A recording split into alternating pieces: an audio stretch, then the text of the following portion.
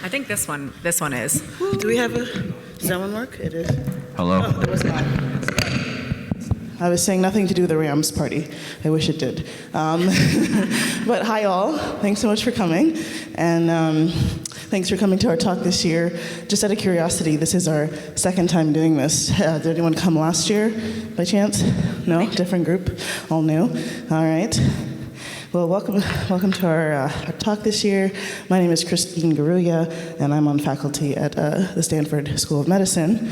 And, this talk is something that we're all very passionate about as people who have come into funding in a variety of different ways. And we'll talk a little bit about our stories throughout the time that we're here together. We're a nice, close-knit group, so I won't ask anyone to move seats, but I will ask you throughout the talk to feel very comfortable to ask any questions, or if you have comments or input that you want to share along the way, you're very welcome to do so. Welcome, come on in. So these are our disclosures. We'll start first of all with introductions, so you get to know who we are. We'll go over key terminology that will hopefully be your foundation coming out of this room. We put a lot of information in, but I promise you will come out feeling a ton more comfortable with approaching NIH and federal funding after this talk.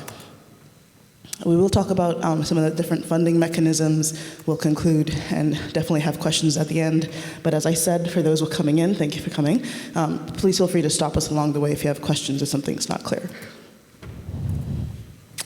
So intros, that's us. These are our faces. I'll just start with myself, and then we'll go down the line and talk about our current research topics, how we got started, so you know some of our foundation or origin stories. We'll talk about our first grants, and then our current funding. This is not echoing too much, is it? Room's big, sounds like it's echoing to me. Okay, so my name is Ngaruiya, as you heard. I am the Population and Global Health Research Director at Stanford. I'm really kind of still new. Get to work with very awesome people like Jamie Dent at the back corner. Core and key person to have in your department if you don't have one, but we'll talk about the role of grants administrators in departments. But either way, I was actually at Yale for the past 10 years, so I'm newer faculty there. And that's actually where I got my first grant. So I started out with what's called an NIH R21 grant, okay? Anyone heard of an R21? Perfect. If you haven't, you will know at the end what that means. So I did not go the typical or traditional route of what's called a K grant, which hopefully most of you have heard of a K grant. Good. So I actually was told by my chair, for reasons that we'll talk about later, to skip over the K grant and go to an R21 or R study. And some of you are smiling and probably know why. But that was my first grant. Currently, I have 2 NIH R21s. I also encourage you, in my own story, to be creative about your funding, because I also have World Bank funding and a Gates Foundation funding. And I actually just submitted my first ever what's called Wellcome Trust grant. I do global health mostly and non-communicable diseases, so I submitted what's called a Wellcome Trust grant, which is essentially the equivalent of the NIH in the UK and for Commonwealth countries, like for Kenya where I work. So that's kind of my current funding. I'm going to move over to the respectable Dr. Liz Schoenfeld. Hi, Elizabeth Schoenfeld. I'm at UMass Bay State. In terms of federal funding, my first grant was an R03 that I had a lot of help obtaining, and we'll talk about why R03s may or may not be worth your time. And then I applied for an institutional K award as well as an external K award and got those both at the same time, so I used the external K award. And since then, I've applied for an R01 and have not yet resubmitted it, and have applied and resubmitted for R34. So those are the mechanisms that I am most familiar with. Hello, I'm Faheem Guirgis. I'm at the University of Florida, Vice Chair of Research there. I also help run the UF KL2 program, which I don't know if we're going to talk about KL2s, but KL2s are an internal, institutionally funded K program, usually a little bit shorter than a standard K, which is a longer award usually and given to you directly, whereas the KL2 goes to the institution who then assigns it to you. But my first funded grant was a foundation grant from Society of Critical Care Medicine, which was really a huge help to me because it got others, other interest, outside interest in my work. So getting one extramurally funded grant is really helpful. And then after that, I got a KL2 and a K23 and then R01. So. Perfect, thank you both. So it's been an honor to co-present with these two. As you can see, very diverse tracks, also very diverse research interests, and you'll be able to talk talk with us during this time and after. We want to take a moment to get to know who you are, of course, in the room. So just by show of hands, I'm going to start with the lowest, most noble, medical students. Any medical students in the room? Well, good for you. Wonderful, thanks for coming. It's always good to think ahead, so very, very, very good. And some of our grant mechanisms might apply to you, mostly through mentors. Residents, any residents? A couple residents, very good. Fellows? Oh, what type of fellow were you in? Health equity, where? Wonderful. And I know Dr. Carolyn Rubai is actually one of my fellows. It's between Stanford and Yale, all the way from Africa. So we have all kinds of people, and there are some unique mechanisms if you work with global partners too. Okay, good. Anyone ever submitted a grant? Lots of people. Oh, good, I'm so glad. Federal grant. Wonderful, very good. And successful at getting a grant. Good, okay, good. We're dealing with some experts here. We're kind of like right in the middle, a little bit more expertise this year, actually. Okay, wonderful, so we're proud of you all. So moving on, now that you know who we are, a lot of times federal funding feels a lot like this, okay? Alphabet soup, and that's okay. That's where many of us started. That's why we were so passionate to put together this talk.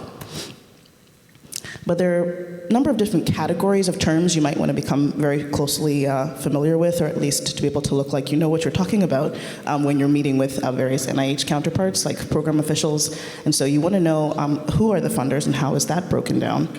You're going to want to know what they call you, because there are special terms that they use to reference you as well. And you're going to know what to call them, the various individuals and stakeholders you'll be meeting with when you're there, when you're talking to them. The funding also is referred to by certain names. You've heard us mention one of them in passing, a mechanism, yeah? So there's certain terminology they use. And then you also might want to know some of the people who decide whether you get funding, and I'll just say it's not friend. All right, and for this part, I'm going to turn over to my colleague Faheem, Dr. Guirgis, who's going to get us started. Thanks, Faheem. Use this or that? Yeah, try that one. Because it might be echoing. Yeah.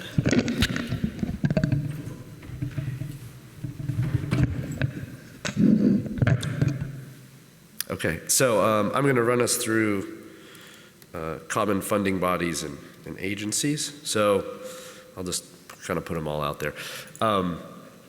These are all the federal agencies, and there's more things coming up. But you've all heard of NIH. There's also Agency for Healthcare Research and Quality, NSF, USAID, DOD, CDC.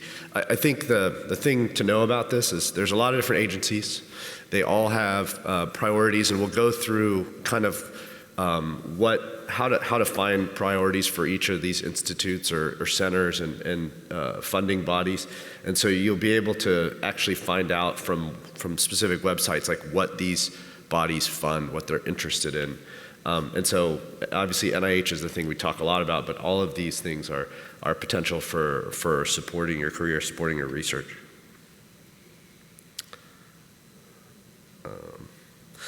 Within NIH, NIH has 27 different institutes. So the thing about emergency medicine is we don't have an institute that necessarily covers us, right? Because we don't have an organ. A lot of them are organ-based, so it's heart, lung, blood, or NINDS, or whatever. But the thing to know about it is that each institute or center has sort of a particular focus, and you have to sort of find out where your work fits within that. These are sort of the organizational components that run the grants, and so there's many of them.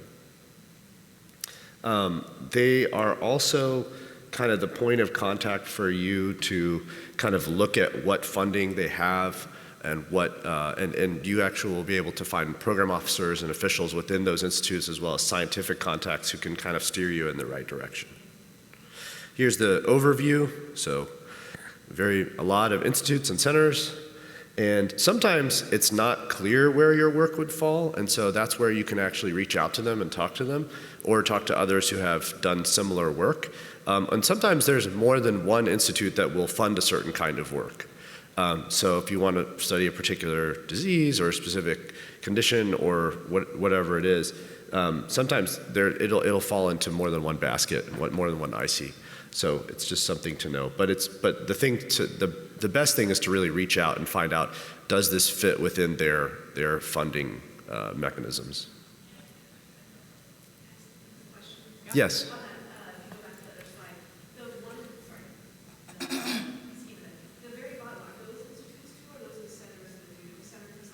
No, that's more, so the CSR is who reviews grants, Center for Scientific Review, and then what is it, Clinical Center and Center for, those are not funding bodies. The other ones are, though.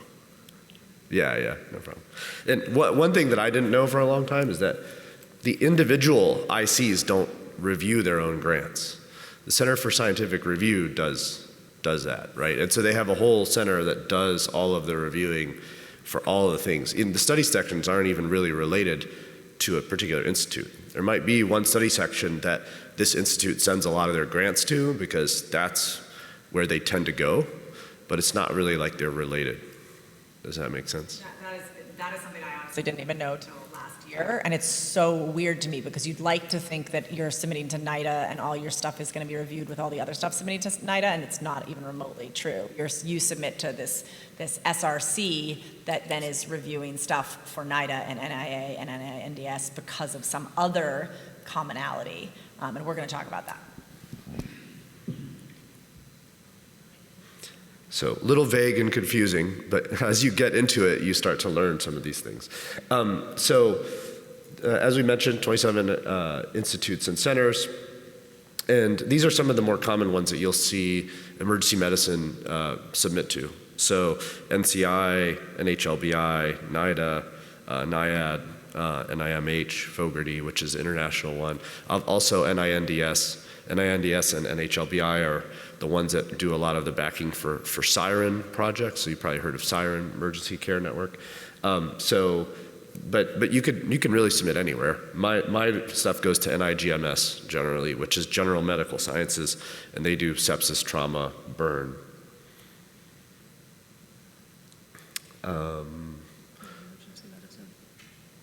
Yes, sorry, I'm going to keep going. So yeah, we don't have an institute, but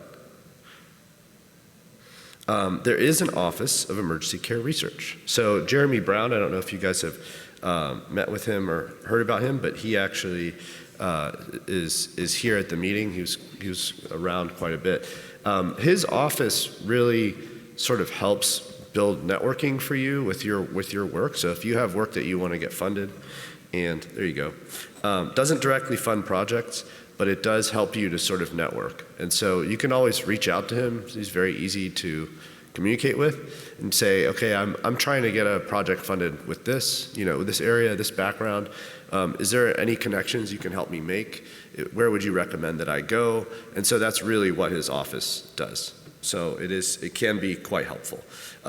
There used to be an NOT associated with emergency care stuff. I think it expired, or NOT really just gives you like a priority for funding if you put it in with your application. I think that expired, but sometimes they come out and they get renewed, and that's something to know about. So you can always ask him if there's any notices that you should be aware of that would help your type of work get prioritized.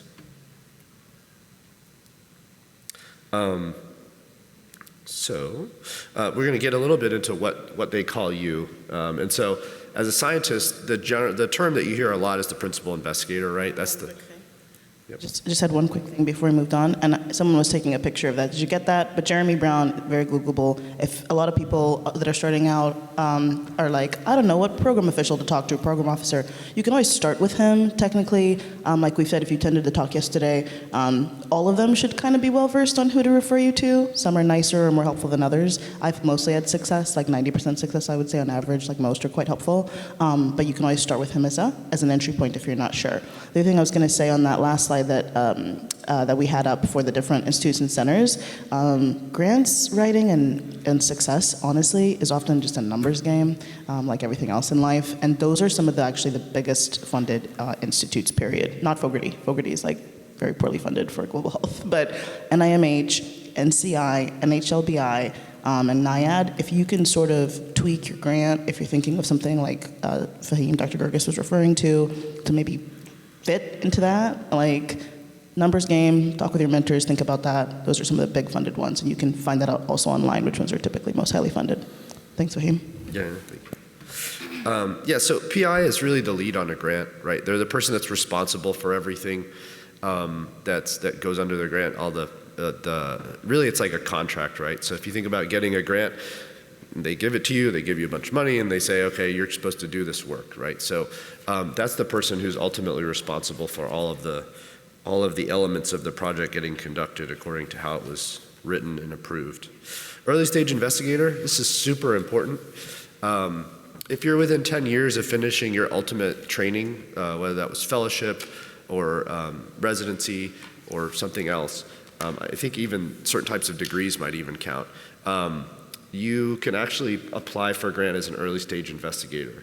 And if you're ESI, essentially that gives you a bump above everybody else. So when you submit an application, it'll ask if you meet those criteria. And if you do, you get reviewed in a separate pool of applications that makes you much more competitive. So if you're within 10 years, it's a huge benefit to you to be able to submit as an ESI, particularly when you're getting into the R grant funding mechanisms, because you might see 60 R01 applications that are standard kind of pool of applicants who are not ESIs, and then you might see 10 or 20 ESIs, and they will discuss the top 50%. So out of 60, 30 will get discussed. Out of maybe 10 or 20, half of those will get discussed. So you're in a much smaller pool. It really gives you a benefit. So definitely take advantage of that. Quick comment on that. If you have reasons why you paused your research career, I think it's on, you can go into the system and get the clock paused at that time. So for each kid, you can pause it for a year or something like that. So you need to do that before you submit the grant, because your ESI investigator status is in a separate computer system. When I submitted my last R01, I thought I was an ESI, so my grant keeps talking about how I'm an ESI, but the computer system, I was actually not an ESI. But that didn't seem to bother anyone who reviewed the grant. Like, they didn't notice that discrepancy, but obviously the ESI didn't help me because I was not ESI. Your ESI resets if you get a PhD. It does not reset if you get a master's. I was under the impression that it reset when I got my master's from my research fellowship. It did not reset. So for all of us, the ESI starts when you graduate residency. Just to ask you, since you said this, for each child, right, you get an extra year. I believe so. Right? I think that's correct, but you also have to get them to recognize it. Yes, you have to do it. You have to go into their system, say, these are the dates that I did it, and then you have to do it again for the next kid. You can also do that if there's family illnesses or if you did other things that interrupted your career. You just make a case for whatever it was that interrupted your career, and you get a pause on the clock. Yeah, but that's huge. So if you want to extend, you have 2 kids, you can extend 2 more years. That's a big difference, and it would be worth the effort. Co-investigator is somebody who's involved with the project. And obviously they're going to be helping you execute it and add some of the scientific background that's needed, but they're not the one running it, and so frequently we're added as co-investigators to other projects. Consultant, usually somebody who's giving you like a service for a fee, essentially, so somebody who needs to do a specific set amount of work, they come in as a consultant, and that's sort of similar to a collaborator in many ways. Key personnel, the PI and the other individuals who contribute to the scientific development or execution of a project in a substantive, measurable way. That's usually fairly important because when you're submitting a grant, you need them. All those people need to submit disclosures and all those things. But those are the people who really are needed to conduct the whole project. I think it's you now. Okay, good. Perfect. So I just wanted to land that last slide for you guys. Consultants. So I do some work now in digital health. Who I bring on as a consultant is like a tech team who's building an app for me, okay? Just to land that for you. Whereas my co-Is are like my statistician, my qualitative methodologist, or my mixed methods methodologist. And then that last point about key personnel, it's just to know that these are people who, if they leave your grant, you have to alert NIH that they're leaving your grant, and it could potentially affect their willingness to continue funding you for subsequent years of your grant. So you need to think about, these are people who are going the long haul with you, and not gonna like drop out or are not interchangeable. Whereas like a consultant, say the consultant I start out with didn't work out, or maybe they don't do the deliverable like I want it to, I can change it to a different consultant on the grant. Is that somewhat clear? Any questions before we keep moving on?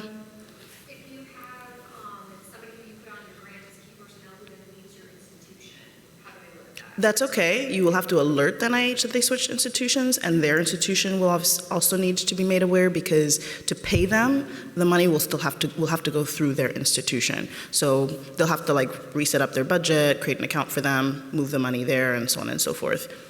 It may take some time. It's just the only thing to be aware of. So yeah, it can slow your grant down a bit, but it's not fatal. It's not fatal. Good question. If you're thinking about like Ks and stuff like that. Yeah. Okay, cool.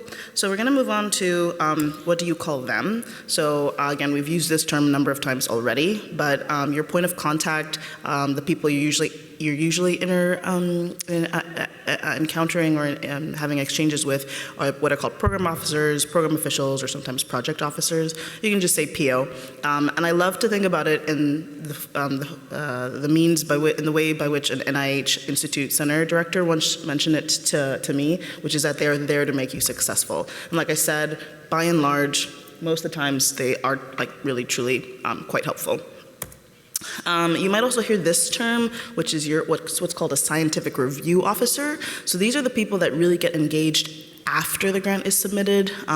You're probably not going to interface with them very much. You're not going to probably not get to know them very well, or you very well, as they're mostly interfacing at the CSR, which we now know what that is, at the CSR level with your review group and so on, once your grant's moving through. And then after your grant has moved through or successfully been funded, it's going to go back to get kicked back to your PO. So this is a visual of that. And so some reasons you might be talking to your PO, for example, might be engaging with them about your topic idea. So if you're at ideation stage, you have a specific aims page, right? Hopefully people know what a specific aims page is. Your one-pager, we call in federal funding mechanisms, that has 3 objectives usually, some little background, a little dab of your methods. So that one pager you're going to use to engage with this PO, maybe at the ideation stage, maybe trying to figure out what institute or center that it's best fit for based on their mission and priorities we'll talk about later. Perhaps figuring out whether I should be using this as an R21 or an R01. I actually had a discussion with a PO even just as recent as this year, because there's something we had resubmitted. You're going to resubmit a lot. You heard Dr. Schoenfeld say that. Same over here. You're going to resubmit a lot, and that's okay. But to talk to them to say, hey, look, we already have pilot data. We've got more pilot data because we've resubmitted it now. Can we just put this in as an R01? And they said, yeah, I think this actually meets the mark. You can go ahead and submit for an R01.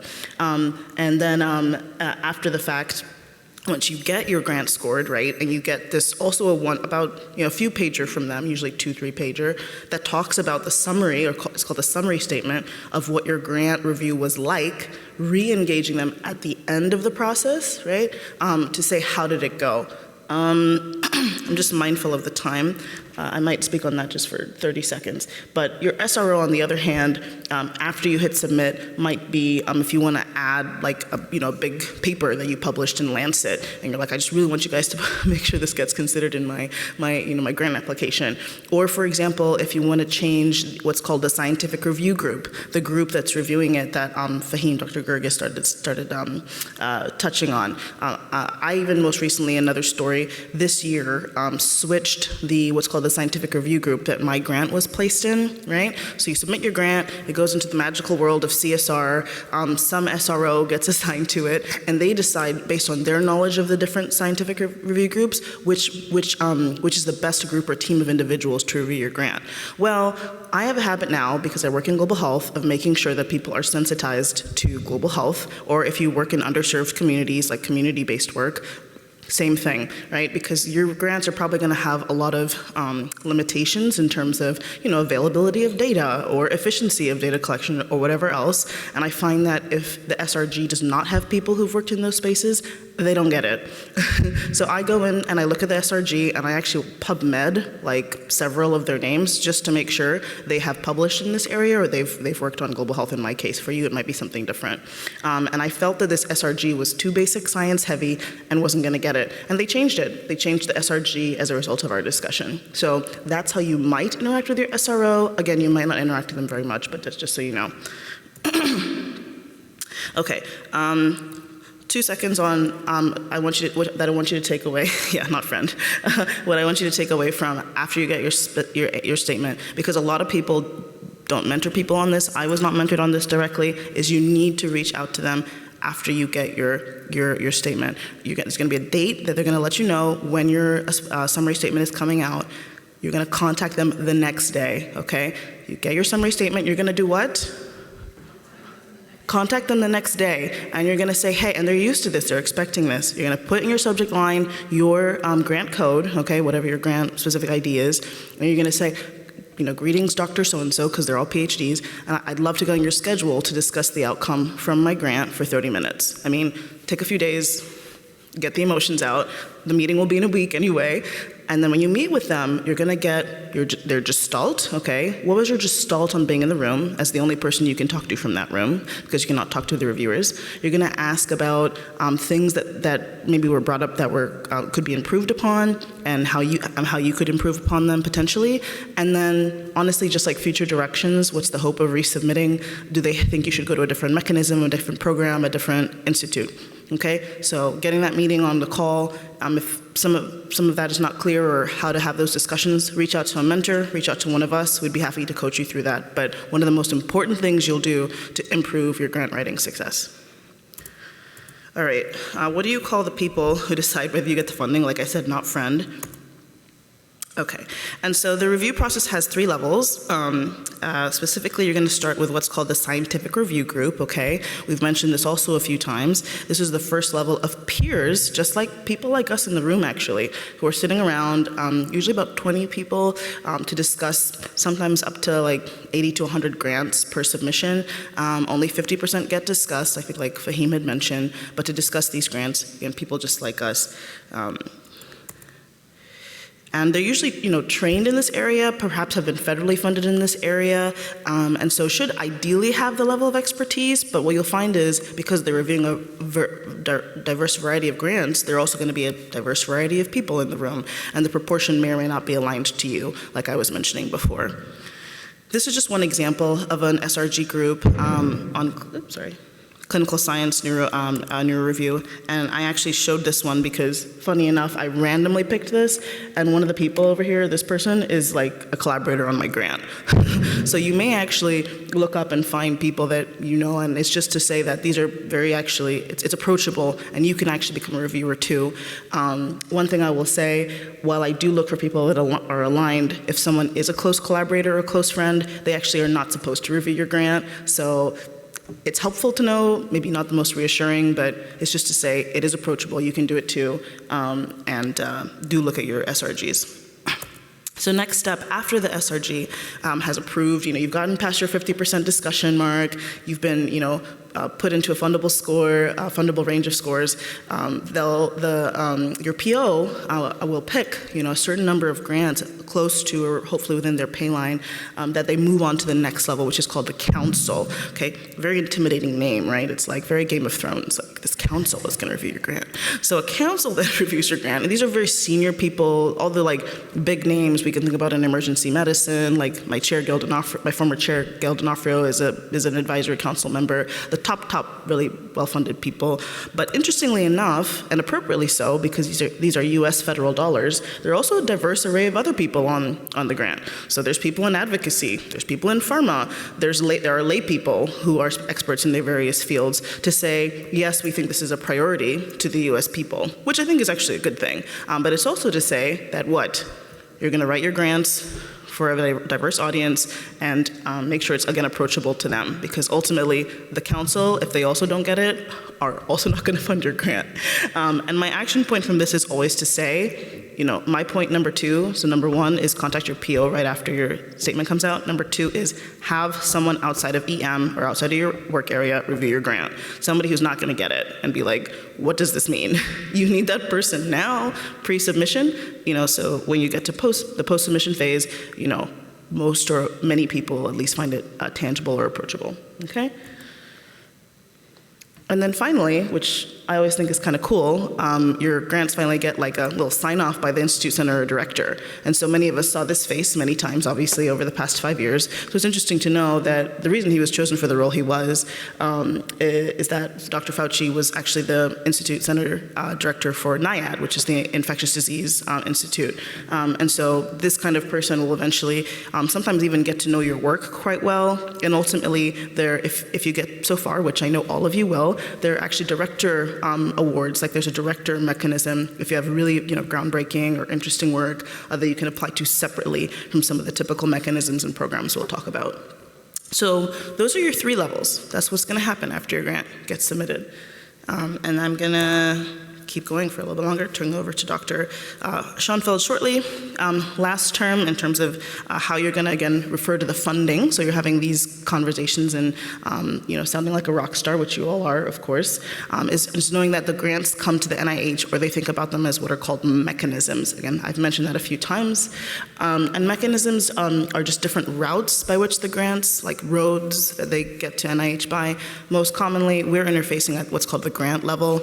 As you get more senior in your work, and maybe some of you have applied for this, you'll do what are called cooperative agreements. Those are what we call U grants. You might have heard the word U, and usually that's some type of actually collaboration between yourself and the NIH. So you'll actually have intramural NIH folks who are like on your grant, it's like co-Is contributing to the science, helping it move forward and so on. And then there are contracts, which again, you'll probably never be engaged with, but the mechanism you're usually working with are called grants, okay? I'm gonna move over where are you? Come on over. I know this is, you're like drinking from a fire hose here, so definitely stop us if you have questions. So I think many of you have heard of the different types of, we have activity codes and the R01s and some of the U's and K's, and we're not gonna get too much into detail, but we'll talk a little bit about them. I'm gonna keep going through here. So programs, I'm actually going to skip a little bit through here so we can catch up with everything. But basically, we have all sorts of programs and activity codes, and obviously this is going to be one of the first things that you need to decide when you're going to go for a grant, is exactly what type of grant you're going to go for, because that's going to, your budget's going to depend on it, what you're doing in terms of what your design is, and how long it's going to be, and that sort of thing. It's all going to depend on what you ended up deciding to go for. So how do you figure out what your options are? So there's a ton of different letters that are very annoying to figure it out, and you're going to use these to Google. So a FOA is a funding opportunity announcement. So this is where the agency says, we specifically want to fund shared decision-making research in non-English speaking populations, and you say, oh my God, that's so perfect, I was totally gonna do that. And you have to be a little bit careful, because if you wait too long, that will expire, and then you will not be able to apply for that grant. So that's that sort of thing. And so these come in different names: program announcements, RFAs, RFPs, notices of funding, solicitations, and you have to figure out exactly sort of what goes with what. Are you applying to this? Or are you just adding it on and you're actually applying to a parent announcement, which we'll talk about a little bit, and then referencing this. So these are sort of all the different acronyms, and here is an example of a specific FOA that you could have. A parent announcement is basically the thing from, say you know that you're doing something with addiction and you think that NIDA is what you want to go for, the parent announcement is sort of a general announcement that you hope your grant fits in. So you need to find the parent announcement that your grant fits in. So my very first grant, I had an idea of what I wanted to do, and it took a while to figure out where it would actually fit, because it was different. And so if you pull up a parent announcement and they're looking for a clinical trial and you're not doing a clinical trial, then you cannot use that parent announcement, and vice versa. So you need to read these fairly closely if that's what you're going to do, and make sure it fits, because otherwise you could simply have your grant kicked out because you missed a little nuance of what they were looking for in the parent announcement. But if your grant doesn't fit in a specific RFA, it probably will fit under a more general parent announcement, and you'll need that. So here are some of the parent announcements. So one of the things that I've done recently when I'm working on a grant is I literally sit there and I click on the first one and I say, does it fit under that? Okay, it does. So I write it down, and I write the link down, and then I click on the next one. Does it fit under that? Not as much, so I don't write that down. Oh, the third one, ooh, it fits under that better. Let me read that in more detail. So you're going to sort of go through the parent announcements and see which one fits. Can I add one thing? Yes, please.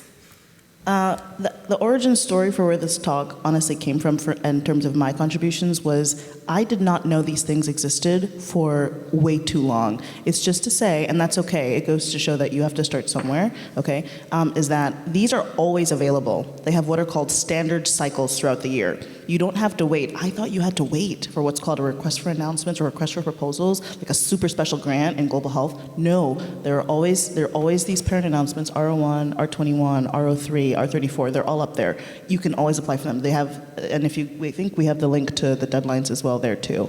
Like January, June, Jamie knows, January, June, November, and so you can always go and apply for them. But like Dr. Schoenfeld said, you have to make sure that your institute or center signs up to those different parent announcements. And the way that you do that, which we don't do here, is you literally click on that the right part that says PA. So for example, the third R01 down, Research Project Grant. You're like, I haven't found anything that's specific to what I want to do. I'm going to click on this very non-specific link. You click on that PA 2183. It will tell you which institutes use that funding announcement. You make sure the institute you're interested in there, and then you read the details and make sure that your grant fits under that. And usually a PA like this is vague enough that your study should fit under one of them. You should be able to find something. So although it is super awesome when you find that RFA that says, I am looking for exactly what you wanted to do, and you're like, sweet, that actually is probably not most of what happens. Another thing that happens is a NOC, which is a Notice of Special Interest, which basically you can, if you Google like the words that your grant talks about, you may find this on their website somewhere, and again, it may have expired, but this is not something that you're putting your grant into, this is something that you're referencing in your grant. So you say, our grant is responsive to the NOC about increasing shared decision-making in non-English speaking populations. And so you're still putting it into that parent announcement, but you're referencing the NOC, and the NOC is them telling us that they are interested in this thing. So thinking about the timeline, and not all of us have done it exactly this way, but this is the general idea. So you have your idea, you're excited about what you're going to do, you're going to consider where it fits, and you're going to do some reading about where it fits, and then you're going to think about the mechanism under which where it fits. So I'll use my most recent example. I had an idea, I had a little bit of prelim data, I had to decide, I knew it was going to go to NIDA because it was about addiction in the emergency room. I had to decide the mechanism. If I went for an R01, did I have enough prelim data, or I could do an R34, which is a little bit smaller of a grant to get more pilot data. And that was actually a very tough decision. Then if you're pretty sure you know what institute it's going to, you wrote those specific aims, and you send into the PO and make sure that they're actually excited about this. At that time, I was writing 2 different grants, and AHRQ was surprisingly unexcited about something that I thought they would be excited about. And I was like, oh, well, that's concerning. I guess I'm going to focus on this other grant right now, and maybe I'll revisit that later. You'll notice we stuck in determine the correct SRG. For me, I did that way at the end at submit, and I probably should have done it earlier. The SRG, the NIH website actually has an SRG tool where you drop your specific aims in and it suggests a bunch of SRGs that might be appropriate, and then you read through the mission of those SRGs and you get to rank them when you submit it. There's no guarantee that you'll get your rank, but in general, they do want your opinion on which SRG it should go to, and the SRG really matters, because if you are not an implementation scientist and it goes to an implementation science group and you have a little bit of implementation science in there, that group may be like, this is crap. But if it goes to a different group with a little bit of implementation science, that group may be like, oh, this sounds great. I love that they got the implementation science in there. So you really have to be thoughtful about that, which is why we put it there, even though that is not always what sort of people have done. And then you're developing your team, and then you're writing, and then you're submitting. I don't know. Want to mention the mission issue. I had not thought of this until we were having this talk, and Faheem made this great point. Yeah, this is, the thing about all the institutes is that they put mission statements up there. On some of them will even publish their strategic priorities, and they will tell you specifically what they want, like what kind of stuff they want to do, what problems they want to tackle over the following year. So mission statement, that's something that like can go in your application, like we want to help accomplish the mission of this institute by doing this kind of work. This is just NHLBI as an example. These are critical challenges that they wanted, and there's 132 research priorities, right? So if you have the time and the energy to go through some of these things, you can see where your work fits into their priorities and their challenges that they want to address, and then you can say, this application directly addresses this critical challenge that you all highlighted. So it makes things that much more compelling. So again, just some more examples of what these look like. Creative approaches to clinical trials, creative use of newly available data sources, education. Anyway, so those are just examples, but I think it's helpful to know that they're there and it's publicly available. Going. Okay, so I'm going to take you guys through some funding mechanisms a little bit. So we already talked about these to some degree, but just to get into it a little bit more. So R01 is the thing you kind of always hear about. It is like the traditional oldest mechanism of a research project grant, okay? Usually they're about $500,000 a year. They can go more than that, but you have to ask for prior approval. It's kind of a messy process. They're usually 5 years, although some centers, institutes will say we only give 4-year R01s or something. It's good to know that ahead of time so you don't write a 5-year grant and then find out you were only going to get 4 years of funding anyway. But that's the R01. Usually you have to be quite established, and the things I say that you need in order to successfully compete for an R01 is you need preliminary data and you need the training. So they need to be convinced that looking at you as a principal investigator and looking at the preliminary data that you're putting into the application, if both of those things are there, it's fair to put it in as an R01, right? If you don't have preliminary data and you're doing riskier things, then things like grants like R21s, R03s, those are fine because they don't require the same amount of preliminary data. They also don't require you to be quite as established sometimes. K award, so you guys have heard about this a lot. This is a grant that, unlike an R01, is largely to support your time and your career development. If you think about the way it's distributed, about 1/5 of a K award goes towards the research project in terms of the amount of stuff that you write. So most of what you're writing in a K is my personal statement. What am I trying to do? What am I trying to become? What is my career going to look like? Why should this institute care? You know, what are my career goals and objectives? What is my training plan? Who are my mentors? That's 80% of the grant. And then one part of it is your research strategy, okay? And that's a 6-page research strategy. It's a lot less money, it's still a lot of money, somewhere around $150,000, $180,000 a year for somewhere between 3 and 5 years. But they don't give you a huge amount of money for the research project, which is why mentorship is important, because a lot of times you have other resources coming from mentors, et cetera. Usually you get about $30,000 to $50,000 per year for the actual project. But remember, when you're writing a K, the way you present it is that they're investing in you to learn these skills to then go do amazing things afterwards that they should care about.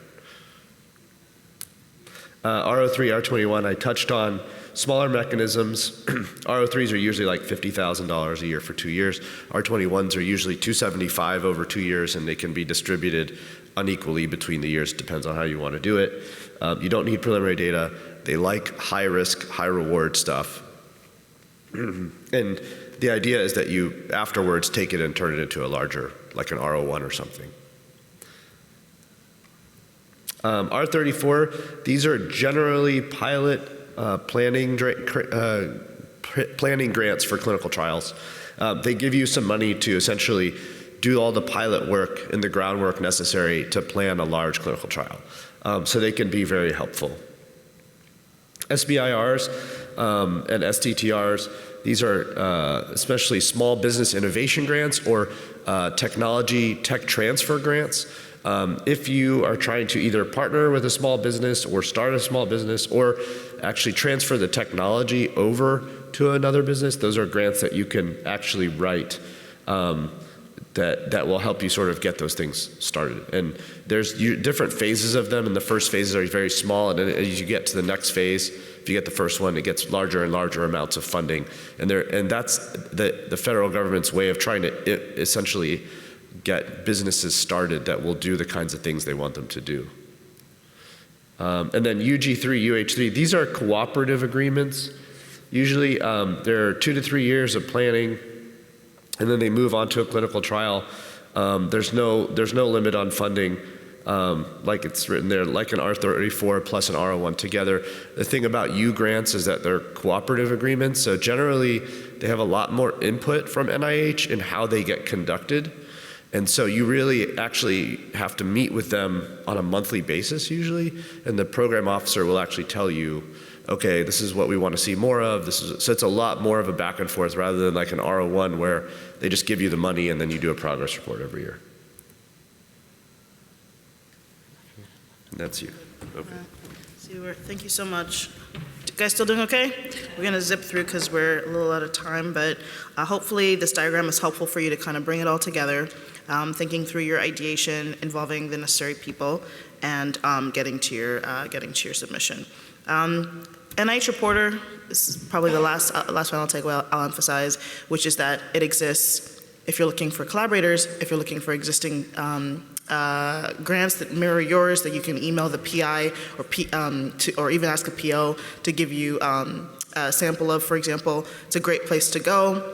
We took the example of using their search tool to look up Gail D'Onofrio, who's the number one funded person in our specialty, and these are all the grants she has, and you can go through and you can like click through and see what kind of people she worked with. If you're looking for mentors for a K, you can also look at the ideas. There's usually an abstract of what they did. Lots of really helpful information. Also, if you're like, has anyone worked on this before, or is this novel enough, you can also use it in that fashion. So lots of ways to kind of play with the search tool. I'll just skip through here. That's an example of what it'll look like as far as the abstract, who's at the top, the organization, and you can go through and contact them if you have questions. Okay, and with that we are actually able to conclude.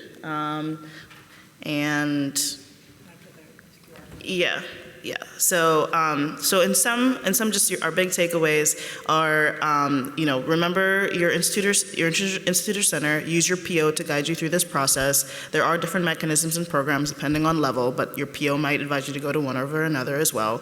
Parent announcements always exist. NIH Reporter is your friend in terms of thinking through what you're applying for. And that's our contact information. Again, we're all happy to chat with you. And we'd love to get some feedback this year as well. RC is collecting some. There's only a very few of you left. So if we can get 100% response rate, we would really love you guys. So thank you for taking just 30 seconds to help us fill that out. Thank you very much. Hope this was helpful. We'll be up for a little bit here. For still being here on Friday. Yeah.